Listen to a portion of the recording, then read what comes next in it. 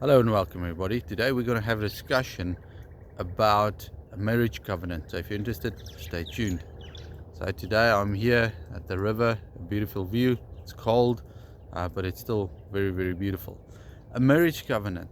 Now, a marriage covenant is between two parties, man and a wife, where you come to an agreement to spend your life together.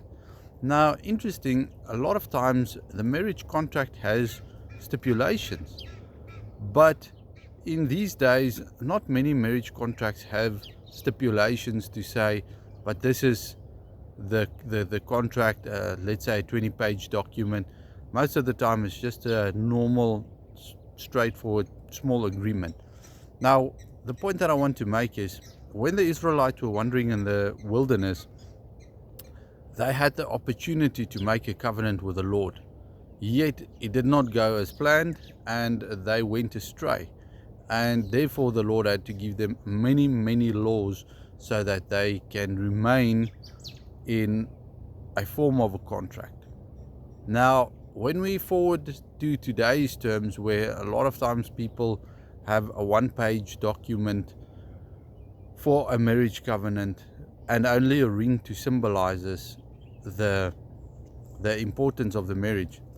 Now, when you get to a point where you start, let's say the romance phase starts to wear off, then sometimes people look, how can I do this? How can I do that? I know it's wrong, but I want to be justified in what I'm doing. And that's where the problem comes in, because remember, today's day, the law is written on our hearts, and so as well in a marriage covenant, because one word, love.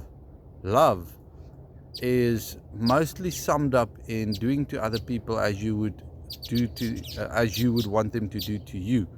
So if you have that only one rule, it's not going to let you violate anything, because you don't want other people to hurt or harm you. But love, the love that we receive from our Father and the law that is written on our hearts, will keep us intact in this covenant. And many times people want to argue about who is right and who is wrong. And many times the Lord showed me it's not about who's right and who's wrong. It is actually about what is the right way forward for this. It doesn't help you've got the guilty party and nothing happens.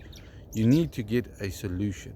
So if you want a bit of marriage advice, but also advice in your covenant with the Lord, is go to the Lord and ask Him what He wants you to do. And then you're obedient to His word and His instructions.